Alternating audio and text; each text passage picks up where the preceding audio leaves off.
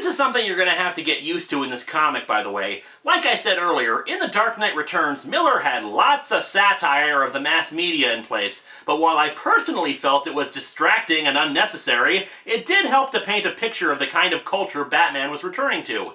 The satire took a backseat to the plot. But in this comic, it's the opposite. Much of the plot takes a backseat to the satire. Why, here's a spiffy example. There's an advertisement for banking services that uses lots of sexual innuendo and a naked woman covered up by dollar bills. Ha! Isn't it just so true how many investment firms use sex to sell their services? Wait, what? So let's get back to satire comic guest starring Batman. It's time for News in the Nude. Get it? Because news programs have women dressing more and more provocatively. Wait, what? And if you'll allow me to steal Yahtzee's bit for a minute, I'm sure there's going to be some Frank Miller fan who rolls their eyes at this and tries to tell me, Linkara, you handsome but completely inept dickweed. Miller is making commentary on the increasing amount of sexuality in the mass media, particularly the exploitation of the female form, and you should be applauding him for wanting to take on a subject given your own feminist views. To which I respond, what the pluperfect hell does that have to do with Batman? And even if this was some sort of clever commentary, perhaps he should have disguised it behind something more plausible, because I can assure you that outside of the Playboy channel, the FCC is gonna have a teensy bit of a problem with a show called News in the Nude. And what sort of commentary is it exactly? That in the future, the news programs will be so desperate for ratings that they'll put naked women out to make sexual innuendos while shouting, hey, look at my boobs? It doesn't say anything, it's just there. You want to know why there are only a few T&A comics out there these days when they seem to be a lot more prevalent in the 80s or 90s? Or why fan service shots in comics get annoyed scoffs and eye rolls from the majority of fans? I mean, besides for their pointless stupidity? It's because of the internet! We don't need to get our jollies from seeing silhouettes of naked women in our sequential art, because half a dozen artists across the web have done hardcore porn of it already! And this was made in 2001.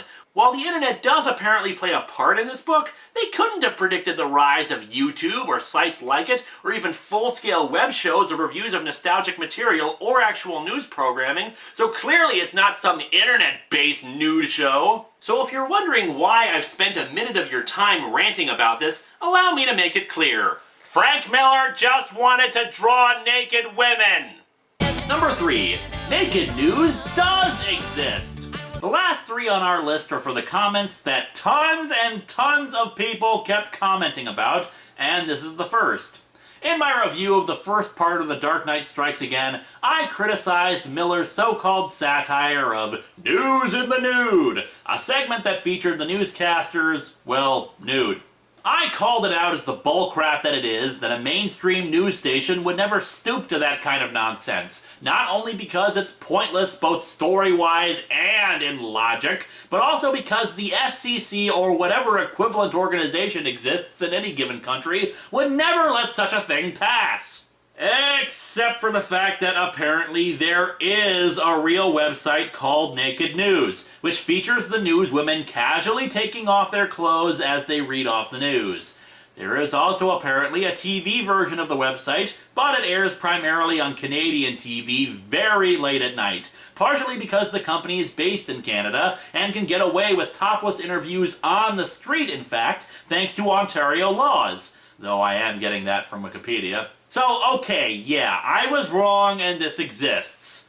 Sort of. After all, it's still not the regular news, and back when people were talking about this, I actually went to their website and watched one of their videos to verify the claim about it.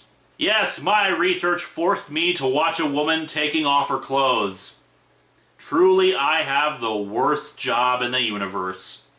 Kidding aside, what's the point? It's not like they're performing a striptease or doing pornographic acts. They're just taking off their clothes while reading the news.